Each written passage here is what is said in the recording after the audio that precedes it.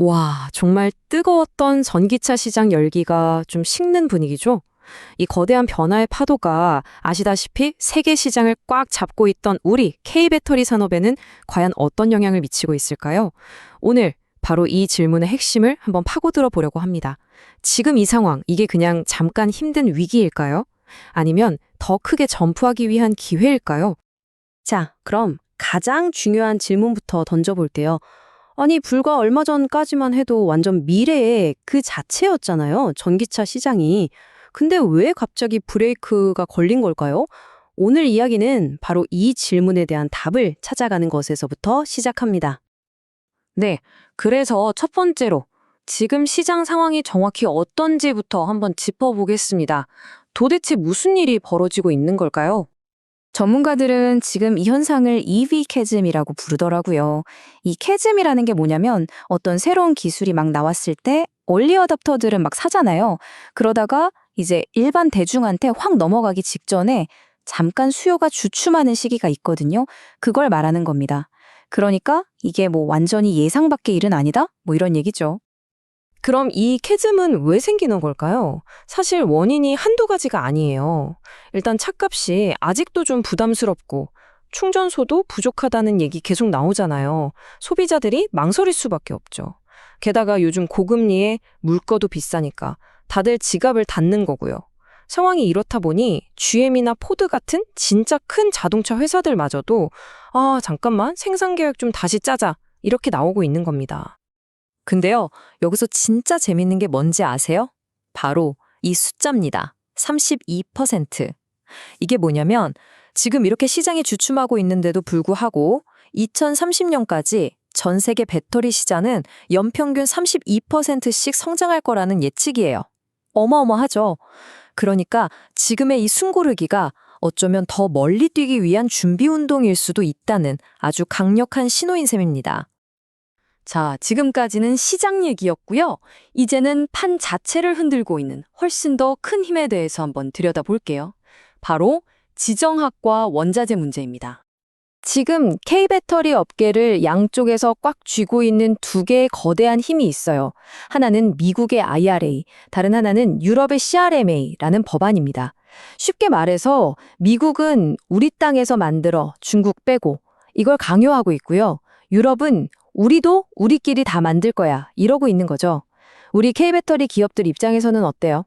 비싼 공장을 미국에도 지어야 하고 유럽에도 지어야 하는 정말 엄청난 부담이 생긴 겁니다. 바로 이 지점이 K배터리 산업이 마주한 근본적인 도전 과제를 보여주는 건데요. 이 말은 뭐냐면 예전처럼 그냥 배터리만 잘 만들어서는 안 된다는 거예요.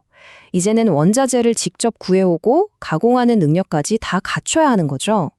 말 그대로 비즈니스 모델 자체를 완전히 뜯어고치라고 강요받고 있는 상황입니다. 설상가상으로 원자재 가격이 말 그대로 롤러코스터를 탑니다. 예를 들어 리튬 가격은 중국 때문에 좀 안정되나 싶었는데 갑자기 코발트 가격은 주요 생산국이 수치를 막아버려서 폭등하고 이런 식이에요. 이게 왜 치명적이냐면 원료를 비싸게 사왔는데 막상 배터리 만들어서 팔 때쯤엔 가격이 떨어져서 손해를 보는 이른바 레깅 효과라는 게 생기거든요. 정말 예측이 안 되는 거죠. 자, 그럼 상황이 이렇게 복잡하고 어려운데 우리 K배터리 기업들은 과연 어떤 전략으로 이 파도를 넘으려고 하고 있을까요? 지금부터 각 회사의 아주 흥미로운 생존법을 하나씩 살펴보겠습니다. 첫 번째 주자는 LG 에너지 솔루션입니다. 여기는 한마디로 공격적인 확장가라고 할 수 있어요. 전략이 아주 명확합니다. 거대한 규모와 시장 점유율로 이 위기를 그냥 정면으로 뚫어버리겠다 이런 거죠. 무려 10조 원이라는 어마어마한 돈을 투자할 계획이라고 하는데요. 근데 이게 그냥 막무가내 확장이 아니에요. 아주 영리합니다. 투자를 어디에 집중하냐면 바로 북미, 미국의 핵심 프로젝트에 딱 집중해서 IRA 세금 혜택을 최대한 뽑아내겠다는 거고요. 동시에 에너지 저장 장치, 즉 ESS처럼 폭발적으로 크는 새로운 시장으로도 재빠르게 발을 넓히면서 효율을 극대화하는 전략을 쓰고 있습니다. 자, 반면에 삼성 SDI는요, LG랑은 정말 정반대의 길을 가고 있습니다. 여기는 뭐랄까, 인내심 강한 미래주의자 같아요. 지금 당장의 아픔은 좀 감수하더라도 미래를 바꿀 차세대 기술에 모든 걸 걸겠다, 이런 느낌입니다. 삼성 SDI의 계획을 뜯어보면요. 이게 아주 치밀하게 계산된 거예요. 일단 단기적으로 좀 손해를 보더라도 설비 투자는 줄입니다.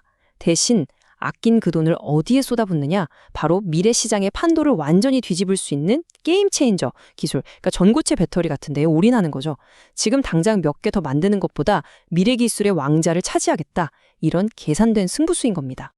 자, 마지막으로 포스코 퓨처엠을 볼까요? 이 회사의 가장 큰 무기는 한마디로 자급자족의 요새를 쌓았다는 겁니다. 전체 공급망을 자기들 손에 꽉 쥐고 있다는 거죠. 전략이 아주 명쾌해요. 리튬, 니켈 같은 원자재를 구해오는 것부터 배터리의 핵심 소재인 양극재, 음극재를 만드는 것, 심지어 다 쓴 배터리를 재활용하는 것까지 이 모든 걸 포스코 그룹 안에서 다 해결해 버립니다. 이 자급자족 요새 덕분에 아까 우리가 얘기했던 그 골치 아픈 원자재 가격 롤러코스터나 지정학적 리스크에서 훨씬 더 안전할 수 있는 거죠. 자, 지금까지 현재의 생존 전략을 봤다면 이제는 시선을 미래로 돌려서 앞으로의 승자를 가를 진짜 기술 전쟁터로 한번 가보겠습니다. 2023년부터 시장에 정말 큰 변화가 생겼습니다. 그동안은 비싸도 성능 좋은 NCM 배터리가 대세였는데 무게중심이 성능은 좀 낮아도 가격이 싼 LFP 배터리로 확 넘어가 버린 거예요. 시장 점유율이 역전됐죠. 기술력의 자존심이던 에코프로비엠 같은 회사마저 우리도 LFP 만든다고 나설 수밖에 없는 이유가 바로 이겁니다. 그리고 이게 바로 이 모든 기술 경쟁의 끝판왕, 게임 체인저라고 불리는 전고체 배터리 개발 경쟁의 로드맵입니다. 특히 눈에 띄는 건 2027년에 상용화를 하겠다고 못 박은 삼성 SDI의 공격적인 목표죠. 이 레이스에서 누가 가장 먼저 결승선을 통과하느냐에 따라 미래 배터리 시장의 지도는 완전히 새로 그려질 겁니다. 자, 이제 슬슬 마무리를 해볼 시간인데요. K배터리 산업이 맞이한 이 추운 겨울 속에서 우리는 과연 어떤 기회를 찾아낼 수 있을까요? 상황은 정말 명확하게 보입니다. 한쪽에는 캐즘이 생각보다 길어질 수 있다는 위험, 또 미국 대선 결과에 따라 정책이 확 바뀔 수 있다는 리스크가 분명히 존재해요. 하지만 다른 한쪽에는요. ESS 시장이 폭발적으로 크고 있고 로봇이나 도시망공 교통 같은 새로운 시장이 열리고 있죠. 그리고 무엇보다 차세대 기술을 가장 먼저 차지했을 때 얻게 될 그 엄청난 기회가 기다리고 있습니다. 그래서 우리는 다시 처음의 질문으로 돌아오게 됩니다. 지금 K배터리가 겪고 있는 이 혹독한 겨울, 이게 그냥 스쳐 지나가는 잠깐의 위기일까요? 아니면 산업의 체질을 완전히 바꿔서 더 큰 미래를 준비하는 정말 중요한 기회일까요? 오늘 저희가 함께 짚어본 이런 여러 상황들을 바탕으로 그 답을 한번 생각해 보시는 건 이제 여러분의 몫으로 남겨두겠습니다.